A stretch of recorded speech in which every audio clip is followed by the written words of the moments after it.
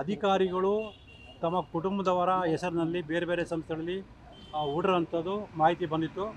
ಇದಕ್ಕೆ ಪೂರಕವಾಗಿ ನನಗೆ ಈಗ ಸಿಕ್ಕಿರೋ ದಾಖಲಾತಿಗಳ ಪ್ರಕಾರ ಏನು ಮೈಸೂರು ನಗರಾಭಿವೃದ್ಧಿ ಪ್ರಾಧಿಕಾರದ ಹಿಂದಿನ ಆಯುಕ್ತರಾಗಿದ್ದ ಡಿ.ವಿ. ನಟೇಶ್ ಅವರು ಅವರ ಹೆಂಡತಿ ಶ್ರೀಮತಿ ರಶ್ಮಿ ಅವರನ್ನು ಸುಮಾರು 4 ಸಂಸ್ಥೆಗಳಲ್ಲಿ ನಿರ್ದೇಶಕಿಯನ್ನಾಗಿ ಅಂದರೆ ಪಾಲುದಾರನಾಗಿ ಮಾಡಿ ಅದರಲ್ಲಿ ಹಣವನ್ನು ಹೂಡಿರೋದು ಕಂಡು ಬಂದಿದೆ. ಮೊದಲನೇದಾಗಿ ಬ್ಲೂ ಸ್ಟೋನ್ ವೆಂಚರಸ್ ಪ್ರೈವೇಟ್ ಲಿಮಿಟೆಡ್ ಅಂತೇಳಿ ಒಂದು ಕಂಪ್ನಿ, ಅದಾನಂತರ ಕಾವೇರಿ ಮಾ ಗಂಗಾ ವೆಂಚರ್ಸ್ ಪ್ರೈವೇಟ್ ಲಿಮಿಟೆಡ್ ಅಂತ ಒಂದು ಕಂಪ್ನಿ, ಮತ್ತು ವಿಪಾಸನಾ ಹೆಲ್ತ್ ಕೇರ್ ಅಂತೇಳಿ ಒಂದು ಕಂಪ್ನಿ, ಸೊ ಇನ್ನೊಂದು ಅಕ್ಯುನೋವಾ ಹೆಲ್ತ್ ಕೇರ್ ಕಂಪ್ನಿ ಅಂತ 4 ಕಂಪ್ನಿಗಳಲ್ಲಿ ಶ್ರೀಮತಿ ರಶ್ಮಿಯರವರು ನಿರ್ದೇಶಕರಾಗಿದ್ದಾರೆ.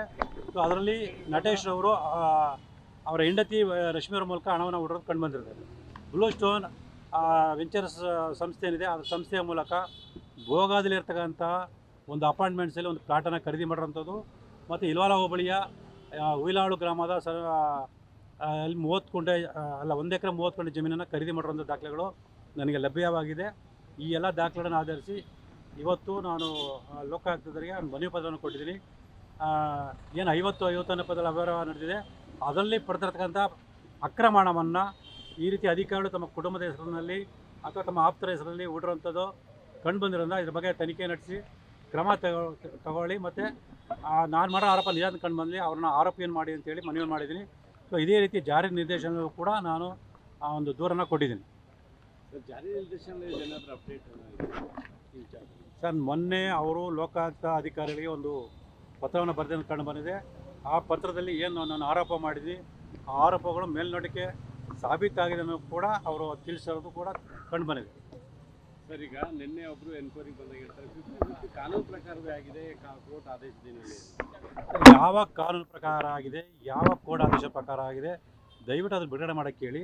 ಸೊ ಅದು ಅಕ್ರಮ ಅಂತೇಳಿ ಪೂರಕವಾದ ಹಲವಾರು ದಾಖಲೆಗಳನ್ನು ನಾನು ಈಗಾಗಲೇ ಬಿಡುಗಡೆ ಮಾಡಿದ್ದೀನಿ. ಸೊ ಯಾರು ಆ ರೀತಿ ಹೇಳ್ತಾರೆ ಅದಕ್ಕೆ ಸ್ಪಷ್ಟೀಕರಣವನ್ನು ಮತ್ತು ಅದಕ್ಕೆ ಪೂರಕವಾದ ದಾಖಲಾತಿಗಳನ್ನು ದಯವಿಟ್ಟು ಬಿಡುಗಡೆ ಮಾಡಿ ಸರ್. ಆವಾಗ ನಾನು ಕೂಡ ಅದ್ರ ಬಗ್ಗೆ ಪರಿಶೀಲನೆ ಮಾಡ್ಬೋದು, ಸತ್ಯವನ್ನು ಒಪ್ಕೊಳ್ಬೋದು. ಯಾವುದೋ ದಾಖಲಾತಿ ಹೇಳಿದ್ರೆ ಸ್ಪಷ್ಟ ಮಾಹಿತಿ ಇಲ್ಲದೆ ಸುಮ್ಮನೆ ಸುಳ್ಳು ಆರೋಪ ಅಂತೇಳಿ ಅವರು ಹೇಳಿಕೆಗಳನ್ನು ಕೊಡ್ತಾ ಇದ್ದಾರೆ. ಸರ್, ಈಗ ನಿನ್ನೆ ರಾಜೀವ್ ಅವರು ತನಿಖೆಗೆ ಬಂದಿದ್ದರು, ಸಿದ್ದರಾಮಯ್ಯ ಅವರ NPSಗೆ ಸೈಟ್ ಅಲರ್ಟ್ ಆಗಿದ್ದು ಅವರ ಅಧ್ಯಕ್ಷ ಆಗಿದ್ದಾರೆ. ಅವ್ರು ಹೇಳ್ತಾರೆ ಕಾನೂನು ಪ್ರಕಾರವಾಗಿ ಮಾಡಿದ್ದಾರೆ. ಸರ್, ಅದನ್ನ ಹೇಳಿದ್ರೆ ಯಾವ ಕಾನೂನು ಪ್ರಕಾರ, ಯಾವ ಕಾನೂನು ನೋಡಿ ಅವ್ರಿಗೇನು ಶ್ರೀಮತಿ ಪಾರ್ವತಿಯವರ ಹೆಸರಿಗೆ ಮಂಜೂರಾತಿ ಪತ್ರ ಕೊಟ್ಟಿದ್ದಾರೆ. ಆ ಮಂಜೂರಾತಿ ಪತ್ರದಲ್ಲಿ 2015 ಇಸ್ವಿಯಲ್ಲಿ ಸರ್ಕಾರದಿಂದ ಹೊರಡಿಸಿರತಕ್ಕಂಥ ಅಧಿಸೂಚನೆ ಉಲ್ಲೇಖ ಮಾಡಿದ್ದಾರೆ. ನೀವು ಆ ಅಧಿಸೂಚನೆ ನೋಡ್ಬೋದು.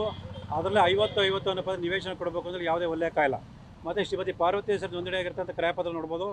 ಆ ಕ್ರಯಪತ್ರದಲ್ಲಿ 1991 ನಿಯಮಾವಳಿ ಅನ್ವಯ ಆಗುತ್ತೆ ಅಂತ ಹೇಳ್ತಾರೆ. ನೀವು ಆ ನಿಯಮಾವಳಿನ ನೋಡಿದಾಗಲೂ ಕೂಡ 50 ಅನ್ನೋ ಪದ ನಿವೇಶನ ಕೊಡಬೇಕು ಅಂದರೆ ಎಲ್ಲೂ ಉಲ್ಲೇಖ ಇಲ್ಲ. ಇವರು ಸುಮ್ಮನೆ ಸುಳ್ಳು ಹೇಳಿಕೆಗಳನ್ನು ಕೊಡುವ ಮೂಲಕ ಜನರ ದಿಕ್ಕನ್ನು ತಪ್ಪಿಸುವಂಥ ಪ್ರಯತ್ನಗಳನ್ನು ಮಾಡ್ತಾ ಇದ್ದಾರೆ. ಸರ್, ಪಾರ್ವತಿಯವರಿಗೆ ನಿವೇಶನ ಕೊಡಿ ಅಂತೇಳಿ ಸಿದ್ದರಾಮಯ್ಯ ಶಿಫಾರಸು ಪತ್ರ ಕೊಟ್ಟಿದ್ದಾರೆ. ಸರ್, ಇಲ್ಲಿ ಕಾನೂನು ಸ್ಪಷ್ಟವಾಗಿ ಹೇಳುತ್ತೆ, ಲಿಖಿತವಾಗಿ ಸಾಕ್ಷ್ಯದಲ್ಲಿ ಇರಬೇಕು ಅಂತ ಹೇಳಿಲ್ಲ, ಮೌಖಿಕವಾಗಿ ಸಾಕ್ಷ್ಯದಲ್ಲಿ ಇರಬೇಕು ಅಂತ ಹೇಳುತ್ತೆ. ಅವರೇ ಎಲ್ಲ ಕಡೆ ಹೇಳ್ಕೊಂಡಿದ್ದಾರೆ. ಧ್ರುವ ಕುಮಾರ್ ಅವರು ಏನು ಅಧ್ಯಕ್ಷರಾಗಿದ್ದರು, ಅವರು ಬಂದು ನನ್ನನ್ನು ಭೇಟಿ ಮಾಡಿದಾಗ ನನ್ನ ಅಧಿಕಾರ ಅವಧಿಯಲ್ಲಿ ನಿವೇಶನ ಕೊಡೋದು ಬೇಡ ಅಂತ ಹೇಳಿದೆ ಅಂತ ಅವರೇ ಹೇಳ್ತಾರೆ. ಅಂದರೆ ಮೌಖಿಕವಾಗಿ ಅವರು ತಮ್ಮ ಆದೇಶವನ್ನು ಮಾಡೋದಂತ ಸ್ಪಷ್ಟ ಗೊತ್ತಾಗುತ್ತೆ. ಈ ಕಾನೂನು ಮೌಖಿಕವಾಗಿರತಕ್ಕ ಸಾಕ್ಷ್ಯಗಳನ್ನು ಕೂಡ ಸಂದರ್ಭಕ್ಕನುಗುಣವಾಗಿ ಪರಿಗಣಿಸುತ್ತೆ. ಕೇಸ್ ಕೋರ್ಟ್ ಮುಂದೆ ಸರ್, ಏನು ಮಾನ್ಯ ಕರ್ನಾಟಕ ಉಚ್ಚ ನ್ಯಾಯಾಲಯದ ಏಕಸದಸ್ಯ ಪೀಠ ಆದೇಶ ಮಾಡಿತ್ತು. ಆ ಆದೇಶನ ಪ್ರಶ್ನೆ ಮಾಡಿ ಅವರು ಮೇಲ್ಮನವಿಯನ್ನು ಸಲ್ಲಿಸಿದರೆ ಅದರ ವಿಚಾರಣೆ ಇವತ್ತಿದೆ. ನಮ್ಮ ಪ್ರಕಾರ ಅವರು ಅರ್ಜಿ ಹಾಕಿರತಕ್ಕಂಥ ಮೇಲ್ಮನವಿ ವಜಾ ಆಗೋದ್ರಲ್ಲಿ ಯಾವುದೇ ರೀತಿ ಅನುಮಾನ ಇಲ್ಲ. ಯಾಕೆ ಅಂತ ಹೇಳಿದ್ರೆ